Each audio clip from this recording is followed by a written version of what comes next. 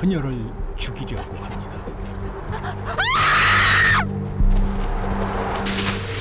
인적이 드문 강원도의 한 절벽에서 여자의 인생은 나락으로 떨어지고 말았습니다. 피투성이가 된 여자는 이렇게 아무도 모르게 죽음을 맞이하는 걸까요? 그런데 여자는 죽지 않았습니다. 의식이 돌아온 여자는 곧 가파른 절벽을 오르기 시작합니다. 해발 800m 높이의 절벽을 오르는 것, 그것은 목숨을 건 서투였습니다. 절벽에 매달린 지 13시간째. 그녀에겐 꼭 살아 돌아가야겠다는 강한 의지가 있었습니다. 절대 죽지 않을 거야. 살아날 거야. 복수할 거야. 여자는 과연 이 죽음의 골짜기를 벗어나 다시 살아날 수 있을까요? 독한 여자의 기막힌 이야기가 지금 시작됩니다. 2년 전 진희 씨는 동네에서도 소문난 솜씨 좋은 미용사였습니다. 여기 좀 더 자를까? 내가 보기 괜찮은데. 그렇지 뭐 우리 전문가 말씀인데. 어? 아니 마누라가 미용사인데 진이한테 잘라달라는 것도 뭐야? 아니 그 솔직하게 얘기해가지고 우리 진희 씨가 훨씬 잘한다 이가. 아이고 잘한다. 그러니까 이 동네 남자들 전부 다 진이 단골이지. 아유 청소나 해야겠다. 아이. 어서 오세요. 또 오셨네. 머리 좀 자르려고요. 제 사장님 이러다가 삭발하시겠어요. 이리로 앉아요. 아니 저 그냥요. 좀 기다렸다가 진희 씨한테 깎았으면. 아 뭐야 좋으면 그냥 좋다고 얘기해요. 아주 그게 아니라. 아니 우리 최 사장님이 진짜 사랑보질 안다니까. 어서 앉으세요. 싹싹하고 활달한 진희 씨를 바라보는 대식 씨의 표정이 수줍은 소년 같습니다. 쉰을 훌쩍 넘긴 이 남자에게 드디어 두 번째 사랑이 찾아왔나 봅니다. 마누라가 인기 많으니까 어때? 좋지? 한 번의 결혼 실패로 상처를 가진 두 사람은 남은 인생을 함께하기로 했는데요. 시원해. 자, 평소 소심하고 내성적인 대식 씨는 자신과 정반대인 진희 씨의 밝은 성격이 특히 좋았습니다. 그로부터 1년 후. 그런데 어째 대식 씨의 표정이 심상치 않습니다.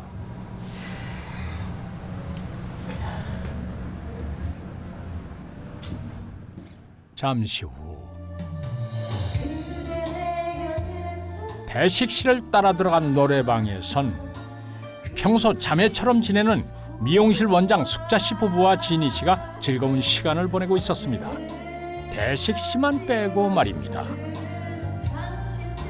오늘도 친구의 남편과 스스럼 없이 어울리는 아내의 모습이 대식 씨는 영 불편합니다. 하지만 진희 씨는 그런 남편의 마음을 알아채지 못하는데요. 그날 밤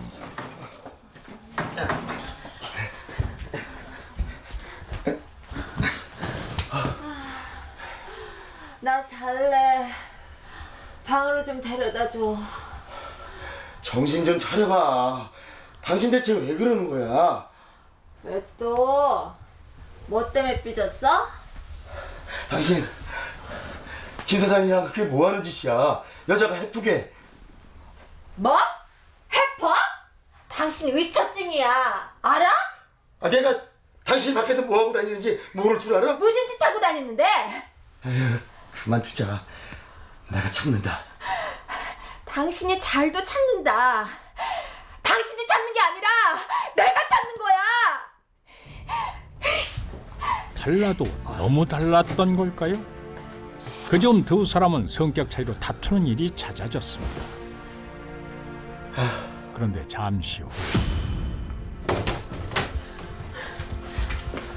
아니 이 시간에 또 어딜 가는 거야? 왜 자꾸 집을 나가는 거야? 당신이랑 있으면 미칠 것 같아서 살려고 나가는 거야. 진짜 지겨워 죽겠어 정말. 오늘도 어김없이 집을 나가는 아내. 대식 씨가 제일 이해할 수 없는 것은 말다툼만 하면 집을 나가 며칠씩 돌아오지 않는 진희 씨의 이상한 습관이었습니다.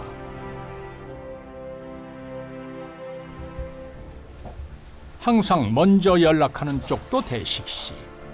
이제 이들의 결혼 생활은 또다시 불행한 결말만 남은 걸까요? 여성은 2년 전 재혼한 상태였는데요. 재혼해서 두 가정이 합치다 보니까 불화가 자주 일어났습니다. 근데 불화가 일어날 때마다 여성은 집을 가출하고 들어오기를 반복을 했습니다. 그로부터 2개월이 지난 어느 날 대식 씨가 일도 나가지 않고 오전부터 진희 씨의 미용실을 찾았습니다. 어서. 진이는 어떻게 됐어요? 진짜 이런 적이 한 번도 없었는데. 그 진짜 무슨 사고라도 난 거 아닙니까? 숙자 씨, 진짜 연락 없었어요? 연락 없었어요. 내가 왜 거짓말을 하겠어요? 김 사장님한텐 했을 것 같은데 아니에요? 나 참. 어머머. 그거 참말 희한하게 하시네. 어? 아 당신 와이프가 나한테 전화를 왜? 이게 무슨 소리예요? 진짜 보자 하니까 너무 하신 거 아니에요? 진짜로 우리 집사람한테 연락받은 적 없어요? 이 사람이 진짜 오늘 도대체 왜 이러노? 어? 그러게 말입니다. 수동 씨를 대하는 대식 씨의 태도가 좀 이상하긴 합니다.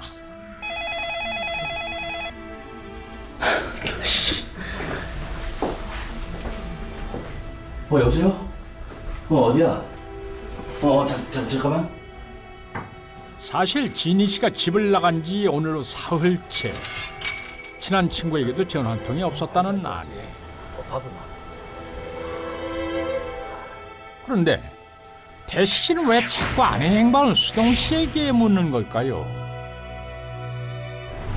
그날 밤 오늘도 진희 씨를 기다리는 대식 씨.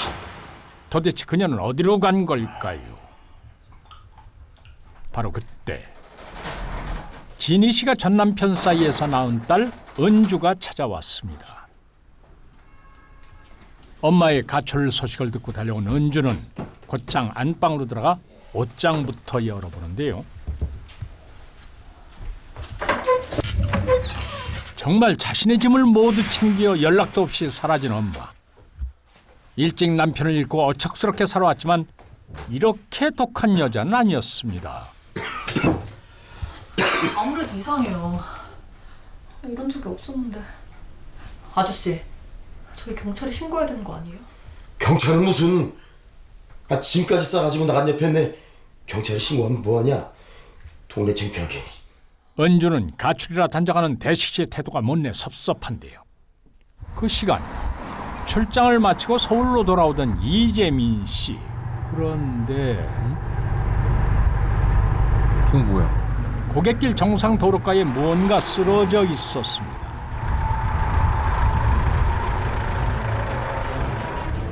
조심스럽게 다가갑니다. 사람 아니야?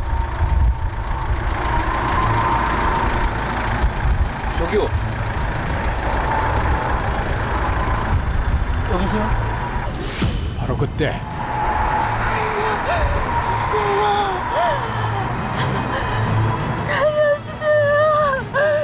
피투성이가 된 채 쓰러져 있던 사람은 놀랍게도 3일 전 집을 나간 진희 씨.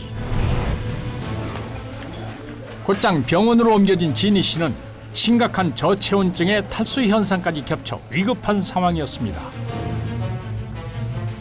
그리고 선생님 여기 복부에 상처가 있는데요. 혈압 체크하고 바로 수술 준비하세요. 더욱 충격적인 사실은 복부에 무려 4군데나 흉기에 찔린 상태였다는 것. 과연 진희 씨는 목숨을 구할 수 있을까요? 진희 씨가 발견된 그 시각, 이른 아침부터 수동 씨는 진희 씨의 집 근처를 서성이고 있었습니다. 지나가던 이웃에게 뭔가를 물어보기도 하고 수동 씨는 대체 뭘 하고 있는 걸까요? 그런 수동 씨의 모습을 숨어서 지켜보던 대식 씨 급히 뒤를 쫓습니다. 아무래도 수동 씨가 아내의 행방을 알고 있다고 믿는 모양인데요. 아내의 사망은 꿈에도 모른 채 며칠째 소득도 없이 김수동 씨의 뒤만 따라다니고 있는데요. 그런데 잠시 후 대식 씨의 표정이 달라집니다. 그는 대체 뭘 보고 이렇게 놀라는 걸까요? 수동 씨의 집으로 들어가려는 진희 씨의 딸 은주였습니다.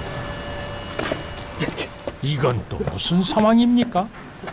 아저씨! 네가 여길 왜 와? 네 엄마하고 너 나한테 뭐 숨기는 거 있지? 아니요. 엄마 찾아야 할 거 아니에요. 그래서 숙자 이모랑 김 사장 아저씨한테 물어보러 온 거예요. 내가 너한테 할 얘기가 있으니까 너 잠깐 이리 좀 와봐. 할 말이 있다며 은주를 잡아끄는 대식 씨. 그는 대체 무슨 말을 하고 싶은 걸까요? 이리 좀 와. 너한텐 말 안 하려고 했는데 도대체 뭔데요? 사실은 말이다. 결혼 직후부터 다툼이 있을 때마다 집을 나가 수동 씨를 찾아갔다는 아내 진희 씨. 수동 씨 역시 아무리 늦은 시간이라도 아내를 만나러 달려왔다고 합니다. 그뿐만이 아닙니다. 그렇게 만난 두 사람은 항상 수동의 집으로 향했고 그 내연 관계는 친구 숙자 씨의 눈을 피해 꽤 오래 지속되어 왔다는 것입니다.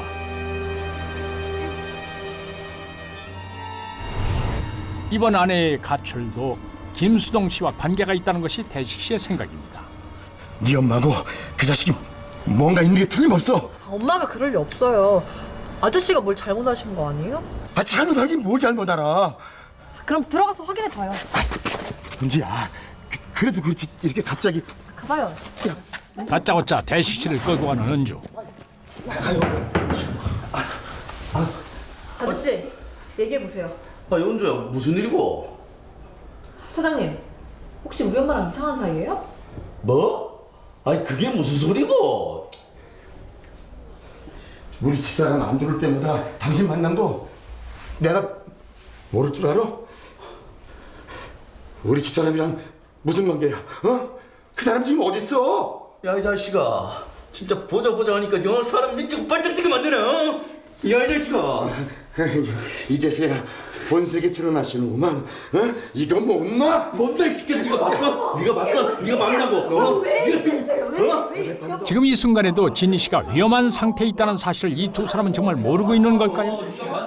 그런데 바로 그때 아이고 내가 진짜 너 자식아. 내가 여보세요? 예?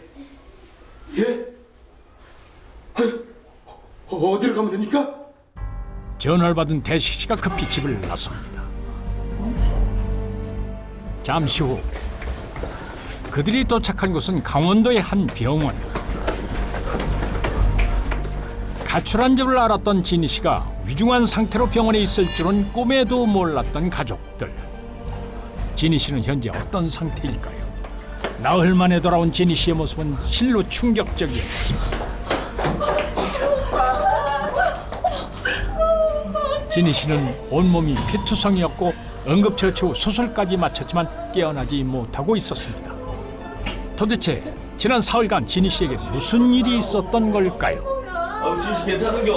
여보 아이고 이진 씨 보호자 되십니까? 네? 그런데요? 대체 어떻게 된 거예요? 이진 씨가 흉기에 찔린 상태에서 절벽에서 떨어지셨어요. 저 예? 누가 그런 거예요? 누구예요? 혹시 이진 씨 주변에서 원한 살만한 뭐 그런 사람 없습니까? 없어요. 없어. 형사의 말에 뭔가 복잡한 표정을 짓는 대식 씨. 이 자식이에요. 너 무슨 짓을 한 거야? 확신에 찬 목소리로 김수동을 지목합니다. 형사님, 저 이 자식이랑 바람이 나서 이렇게 된 거예요. 뭘 이 자식아! 야, 이 정신병자 개또라이 새끼야! 네가 그랬지, 내가 그랬어! 야! 네가 그랬잖아! 네가 그랬잖아, 네가! 엄마 정신이 진이야 엄마 드디어 진희 씨가 의식을 찾았습니다. 엄마 정신이 들어? 엄마 괜찮아? 여보, 괜찮아?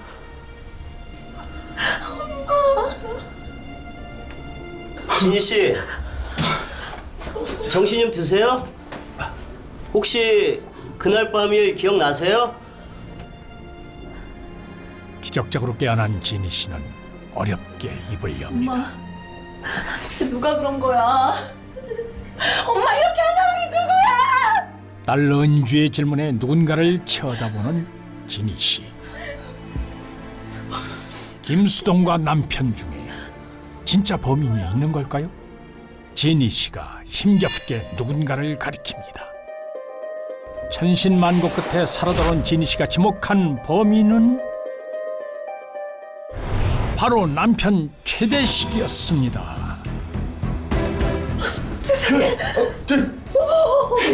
당신 왜 이래? 대체 왜 이러는 거야? 아니, 이 사람 정신이 어떻게 됐나 봐요? 다 기억난다고. 당신이 어떻게 그럴 수 있어? 진희 씨가 살아난 그날의 진실은 이렇습니다. 조용하고 다정다감한 줄 알았던 대식 씨의 성격은 살면서 의처증으로 변해갔습니다. 특히 친오빠 같았던 김수동 씨와의 관계에 대해선 아내의 불륜을 확신하고 있었는데요. 처음에는 말다툼으로 시작했던 부부싸움은 점점 그 수위가 높아졌고 밖에선 얌전했던 대식은 아내 앞에선 전혀 다른 모습을 드러냈습니다. 바로 무자비한 폭력성이었는데요. 시간이 갈수록 그 정도는 심해졌고 횟수는 점점 잦아졌습니다.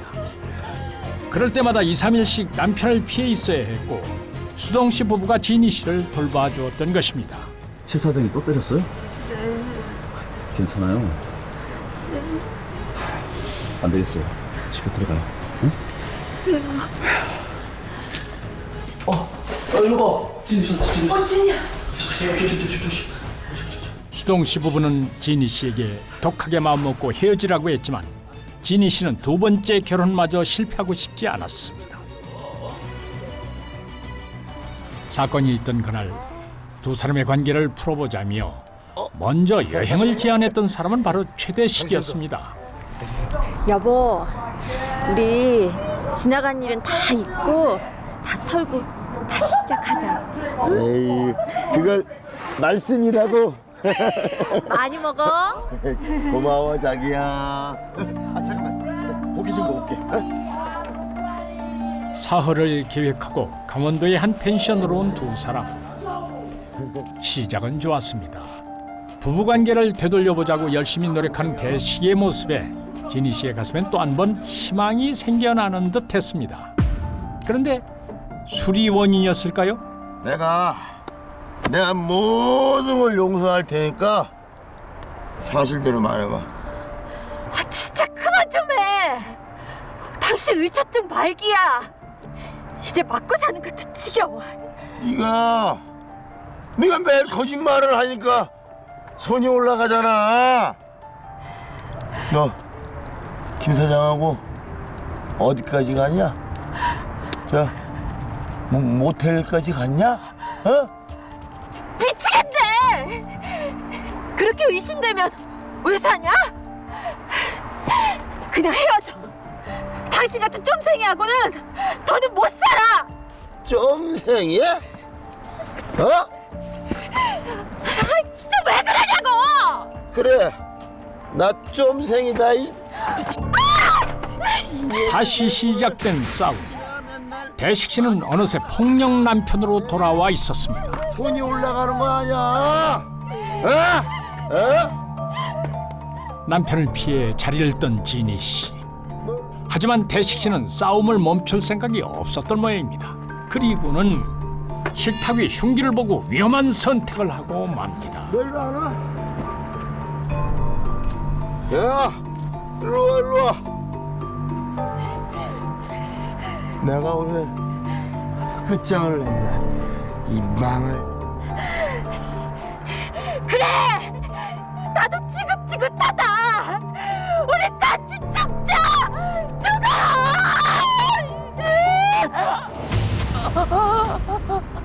여보, 당신 그래!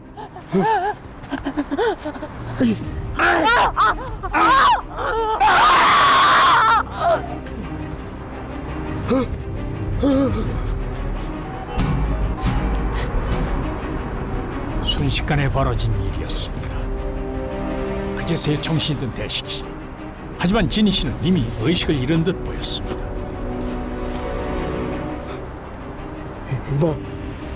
이봐.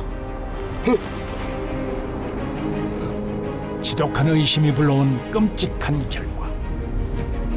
대식 씨는 쓰러진 아내를 보고 무슨 생각을 했을까요? 이 남편은 그 여성을 외도했다는 식으로 이제 의심을 해갖고 의처증이 심했습니다. 그래서 술 먹을 때마다 여성이 이제 외도를 했다는 식으로 남성이 계속 추궁했고 그 술을 마신 상태에서 우발적으로 칼을 찔러서 여성이 쓰러지게 됐습니다. 여성을 칼로 찌르고 나서 여성이 의식을 잃고 쓰러지니까 이 남자가 병원을 데려갈 생각이었어요. 근데 병원으로 가던 중에 여자가 이제 사망했다는 생각을 하고 나서 아예 유기를 하자는 마음을 먹고 절벽 쪽으로 이제 간 거죠. 진희 씨를 실은 대식의 차는 병원이 아닌 인적이 거의 없는 근처의 한 절벽으로 향했습니다. 대식의 아내를 살해하고 완전 범죄를 꿈꾸던 그때 진희 씨가 다시 남편을 불렀습니다. 여보, 여보, 괜찮아? 차 좀 세워. 나 속이 너무 안 좋아. 잠깐만 기다려.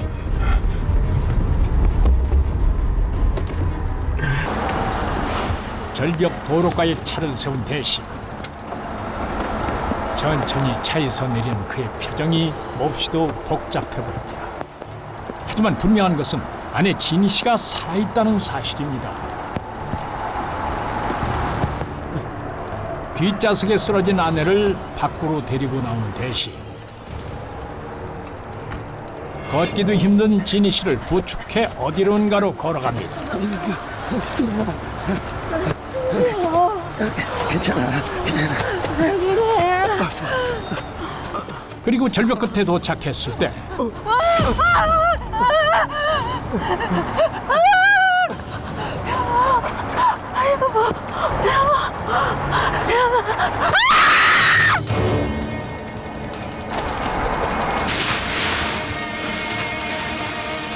남편에 의해 흉기에 찔린 채 까마득한 절벽 아래로 버려진 진희 씨. 이것이 대식이 바란 아내의 최후였을까요? 끝내 아내를 죽음의 절벽으로 밀어버린 대식은 곧 그곳을 떠나버렸습니다. 그렇게 절벽 아래로 모든 것이 묻힌 듯했고 서서히 아침이 찾아왔습니다.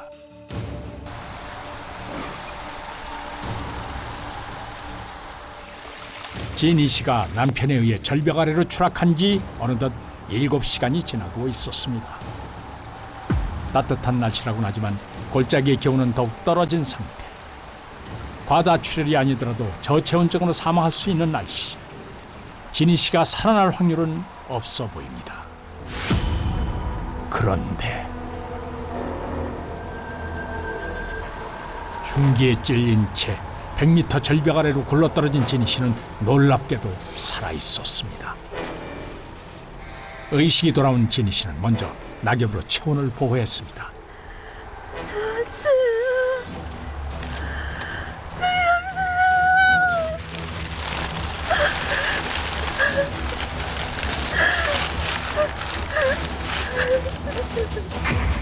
하지만 이곳은 사람이 거의 다니지 않는 골짜기. 2번이나 목숨을 건진 진희 씨의 기적은 이제 여기서 끝이 나는 듯 됐습니다. 그렇게 또 몇 시간이 흘렀습니다. 다시 한번 의식을 되찾은 진희 씨가 천천히 피투성이가 된 몸을 일으킵니다.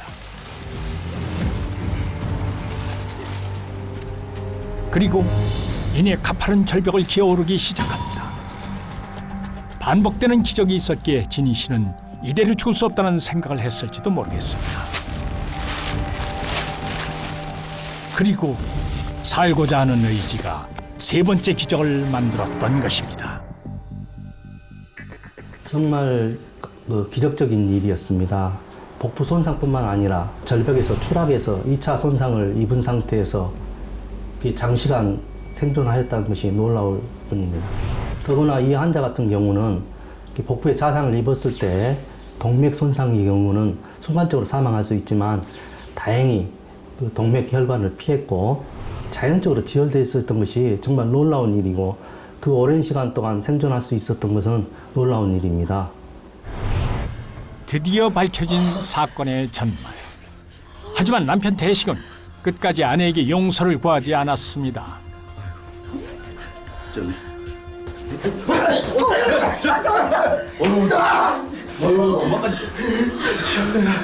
내가 가르친 건 맞아요. 그런데 저 여자가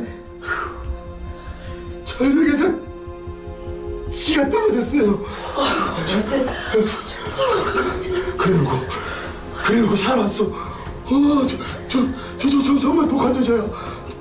독한 여자. 진짜. 그래, 난 독하다. 근데 너만 아니냐? 사랑했던 여자를 끝내 믿지 못했던 그에게 이제 법의 심판만 남았습니다. 그런데 그때 내가 진짜 궁금해서 그러는데 너 그때 왜 그랬냐? 네가 내 손 놨잖아. 너는 알잖아. 무슨 소리 하는 거야? 너 미친놈이야! 결국 최대식은 아내 진희 씨에 대한 살인 미수 혐의로 징역 7년형을 선고받았습니다. 하지만 진희 씨의 상처는 평생 가슴에 남겠지요.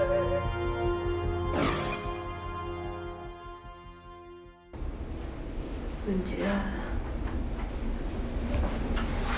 아까 그 인간 말이 맞다. 절벽에서 내가 그 인간 손 놨다. 뭐라고? 아니 이건 또 무슨 얘기일까요? 사건이 있던 그날 이 인간은 진짜로 내가 죽기를 바라는구나. 그래서 더 잡을 수 있었는데 더 안 잡았다. 그 인간 손을 놓아버렸다.